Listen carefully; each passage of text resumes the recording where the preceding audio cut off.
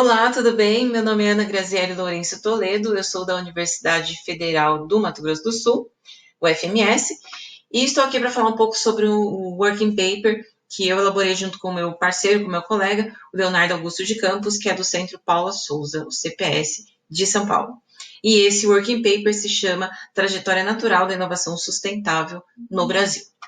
Este texto ele foi construído a partir de um contexto que eu apresento brevemente aqui na nossa introdução, que fala de forma inicial das mudanças climáticas que vêm ocorrendo ao longo dos anos no mundo todo e como que essas mudanças climáticas elas vão causando efeitos tanto na segurança ambiental e também provocando tensões sociais que a gente vem observando, inclusive pelos noticiários. Em contrapartida, as empresas também respondem a essas demandas, né, de fato, que são expostas pela sociedade, na medida em que fazem investimentos em pesquisa e desenvolvimento na busca por tecnologias ambientalmente amigáveis, tecnologias verdes. Então, quando a gente observa esse tipo de esforço acontecendo, a gente está, de alguma forma, também observando a ocorrência ou o aumento da ocorrência da inovação sustentável, que é definida como toda aplicação que resulta num processo, num produto, num serviço, numa tecnologia que reduza os recursos ambientais consumidos para sua produção ou que reduza o impacto ambiental causado por esse processo, esse produto, esse serviço, essa tecnologia. E aí a literatura traz para a gente a ideia de que esses esforços relacionados à inovação sustentável, eles ocorrem de forma mais incremental do que radical. Então, o caminho, né, ou melhor, a trajetória natural, que é o caminho que as inovações percorrem para que, de fato, ocorram, elas têm seguido aí uma trilha muito bem definida quando se fala de inovação sustentável. Mas isso é o que a literatura de forma generalizada apresenta, então, a partir dessa motivação, nós colocamos aí esse problema de pesquisa, essa questão de pesquisa que está orientando o nosso estudo, que é descobrir, né, qual é a natureza das inovações sustentáveis produzidas no Brasil, registradas no Brasil. E o nosso objetivo é caracterizar a natureza das inovações sustentáveis a partir dos dados que nós analisamos, que são dados secundários, eu vou detalhar melhor na nossa metodologia. Fazemos aí um resgate da literatura, né, formalizado no nosso referencial teórico. Então, esse referencial está organizado em dois grandes tópicos, o primeiro deles, que é a inovação sustentável. Então, nós apresentamos o conceito de inovação sustentável, reforçamos esse conceito, falamos sobre os tipos de inovação existentes e sobre os estágios nos quais as inovações sustentáveis podem estar localizadas. Aprofundamos um pouco mais essa questão da relação do desempenho entre a inovação sustentável e o desempenho da empresa, o desempenho organizacional, e trazemos um pouco também sobre as questões relacionadas à governança ambiental, que é o papel exercido pelo governo, no formato principalmente de políticas públicas e regulação, para políticas públicas, por um lado, para incentivar a inovação sustentável e a regulação para também conduzir aí melhor estes processos junto às empresas. E o Eco Catching Up, o Catching Up em si, existe uma literatura bastante conhecida sobre isso já no ramo aí na área de conhecimento da propriedade intelectual, onde a gente observa que esse comportamento, digamos assim, das empresas, dos países, ele vem se repetindo também na inovação sustentável, a partir do exame da literatura, né? E aí o segundo tópico que trata sobre a natureza das inovações sustentáveis em si. Então, traz aí o que a literatura vem apresentando até o momento, que caracteriza as inovações sustentáveis como radicais ou incrementais e reforça aquele posicionamento que eu trouxe na introdução, de que, de fato, essas inovações elas são mais incrementais e é isso que a gente pretende investigar aí com o nosso trabalho. Para fazer essa investigação, nós conduzimos um estudo, estamos conduzindo, de fato, né, um estudo, que se utiliza de dados secundários, que são obtidos na base de dados do Instituto Nacional de Propriedade Intelectual, do INPI, mas para obter esses dados lá, nós primeiramente consultamos a Revista de Propriedade Intelectual, a RPI, e lá identificamos quais foram os pedidos de patente registrados a partir do exame prioritário de patentes verdes, que é aquilo que nos permite, a princípio, identificar o que é inovação sustentável e o que não é inovação sustentável dentro do contexto de exames de pedido atualmente que vigora no INPI. Então, nós coletamos, a partir desse levantamento inicial, 813 casos, então 813 pedidos, e esses dados desses pedidos, né, eles foram organizados, né, numa planilha à parte, e eles foram coletados entre 2012 e 2019. Então, 2012, especificamente 17 de fevereiro de 2012, porque é a partir daí que começa a vigorar o exame prioritário de patentes verdes aqui no Brasil. Inicialmente como um programa piloto, mas depois, em 2016, instituído aí como um exame prioritário propriamente dito. Então, com base nesses dados, nós pegamos também aí dados que nos ajudaram a construir essa relação de variáveis independentes. Essas variáveis independentes, elas surgiram de várias outras fontes de dados, entre elas o Banco Mundial, o Instituto Brasileiro de Qualidade e Produtividade e a Confederação Nacional do Comércio de Bens, Serviços e Turismo. Então, a nossa variável dependente é a inovação sustentável, e da literatura nós trouxemos as variáveis dependentes, que são o PIB, independentes, que são o PIB, a regulação, as políticas públicas, o sistema educacional vigente, o mercado, os paradigmas tecnológicos e o catching up. E aqui nessa segunda coluna do quadro nós temos os autores que trazem isso na literatura. E para todas as variáveis, exceto o PIB, nós utilizamos uma proxy para fazer a mensuração. Então, para mensurar, por exemplo, a regulação, nós utilizamos o índice de qualidade regulatória, que é um índice do Banco Central, para fazer a análise das inovações sustentáveis, nós utilizamos como proxy o número de patentes, né, e assim por diante. Isso aqui, obviamente, tem um viés, não é?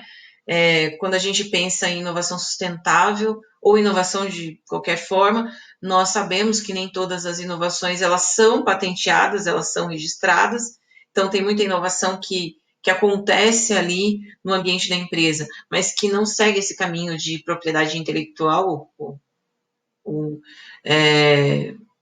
esse caminho de propriedade intelectual mesmo, mas então tem um viés aí, mas foi a variável que a gente utilizou para poder fazer essa análise.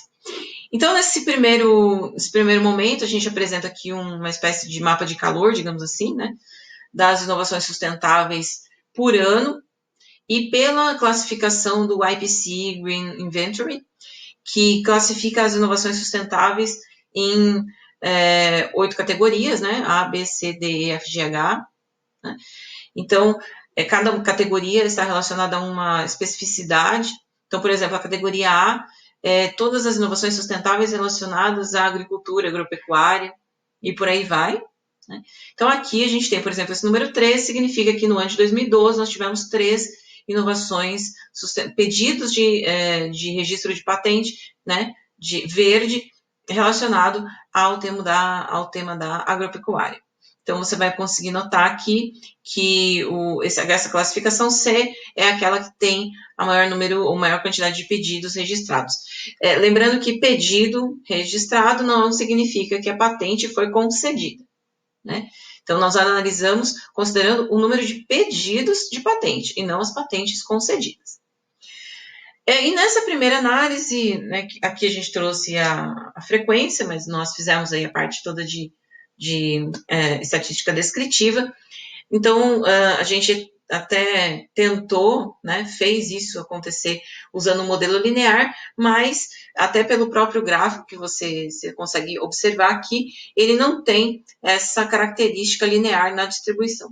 Então, nós utilizamos um modelo não linear, né, que é o modelo de Poisson, para poder fazer chegar aí, digamos assim, nessa análise que nós identificamos.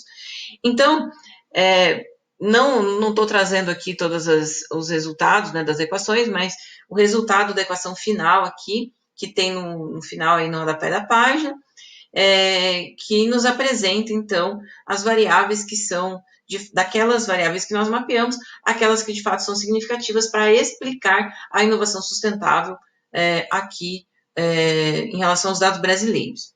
Então, de todas as variáveis que a gente inicialmente pensou, você vai reparar aqui que nem todas elas estão presentes. Então, a questão de políticas públicas, por exemplo, ela não teve significância estatística para ser considerada aí nesse modelo, então ela foi retirada do modelo, e o modelo com melhor resultado, melhor poder explicativo, é esse cuja equação está demonstrada aqui embaixo.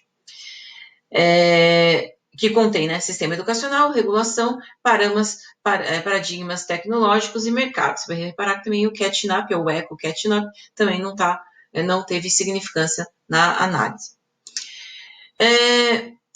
E aí, nós testamos um pouco aí a relação do incremental com as categorias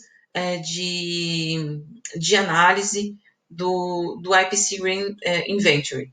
Então, nós testamos especificamente essas categorias que estão aqui mencionadas nessa tabela 4, que são a categoria A, B, C, D, E, F, G, H, que são todas aquelas iniciais, e aí a gente comparou as categorias A00 com AN00, que significam aquelas categorias, a categoria mais mãe, digamos assim, genérica, com as categorias mais específicas dentro daquela caracterização. Então, enquanto a gente tem aqui no A00 a categoria mais, todos os pedidos que são colocados, eles estão colocados ali de forma mais genérica, mais abrangente, aqui no AN00 eles são pedidos mais específicos, eles tratam mais de especificidades em relação aos pedidos de patente, a categorização que existe. Então, quando nós comparamos isso dentro de cada categoria, nós enxergamos, né, os dados mostraram para a gente esses resultados aqui de significância que tem na tabela 4. Então, por aqui, a gente já consegue observar que quando a gente compara os grupos dentro dessa categoria aqui dos pedidos de patente relacionados ao agronegócio, não ao agronegócio, mas à agropecuária, não existe significância, ou seja, não tem muita diferença dos pedidos de patente que são registrados como mais genéricos ou como mais específicos. E aí, quando a gente utilizou essa especificidade para rodar as nossas regressões, a gente conseguiu encontrar, então, baixos valores, como você observa aqui nessa tabela 5, de explicação desses modelos. Então, o que a gente conseguiu encontrar é que, assim, quando nós consideramos todo o conjunto de dados, sem fazer a separação daquilo que é genérico para aquilo que é mais específico, a gente encontrou a explicação razoável em relação àquilo que venha sendo apresentado na teoria. Mas quando a gente especifica, né, quanto mais específicos são os pedidos de inovação sustentável, menos a teoria está aderente, mais a teoria está distante dessa base de dados que a gente tem hoje. Né? Tem as limitações todas que a gente comentou, tem os vieses que a gente comentou. Então, a conclusão que a gente tem aí, ou né, as considerações finais que a gente coloca, é que a relação entre essas variáveis que a teoria está demonstrando para a gente e a base de dados que nós consultamos, lembrando que a gente está falando de basicamente todas as variáveis como proxy, é uma relação não linear. Então, testar os modelos não lineares foram aqueles que mais se ajustaram àquilo que a gente estava entendendo que existia em termos de relação, aquilo que a teoria sinalizava como relação. Só que mesmo considerando uma relação não linear, existem alguns pontos que a gente não conseguiu identificar significância estatística, como foi o caso das políticas públicas e do eco catching up. No caso das políticas públicas, nós avaliamos que existe aí as políticas para a inovação sustentável, elas estão sempre atreladas a políticas de empreendedorismo, ou quase sempre atreladas. Então, elas meio que caminham juntas, né? A inovação sustentável com o empreendedorismo, e aí talvez essa, digamos, haja uma dispersão de esforços e, de alguma forma, tenha uma relação com os resultados obtidos. Mas é um ponto para a gente investigar posteriormente. E a gente tem indícios, a partir daí, que a inovação sustentável, que atualmente é depositada no INPI, ela é de fato incremental. Então, a gente vê que, pelos dados analisados, isso se conforma de algum jeito que confirma aquilo que a literatura vem nos trazer. E aí, a gente também tem a observação, né, tá meio cortado, um pouco cortadinho ali, mas é só a última letra que tem de cada palavra, né, que as empresas, elas tendem, nesse sentido, a se comportarem mais para atender a satisfação do consumidor, né, do que, de repente, para se dedicar a elaborar produtos, processos, serviços e tecnologias que, de fato, causem um impacto ambiental maior. Né? Então, quando você trata da inovação incremental, você está tratando de algo que está diretamente relacionado àquilo que o consumidor está procurando. E nem sempre as inovações incrementais elas vão causar esse impacto, digamos assim, esperado em termos de resultado pró-meio ambiente, que seria o desejado. Bom, aqui tem algumas referências que nós utilizamos, não colocamos todas, né? Colocamos apenas algumas delas aqui. E os nossos agradecimentos, né? A Universidade Federal de Mato Grosso do Sul e também a CAPES, que apoiou aí financeiramente a realização deste trabalho. Ficam nossos contatos para caso desejem conversar conosco mais sobre esse assunto ou sobre aí a continuidade do nosso trabalho. Então é isso aí. Um abraço virtual para todos e até a próxima.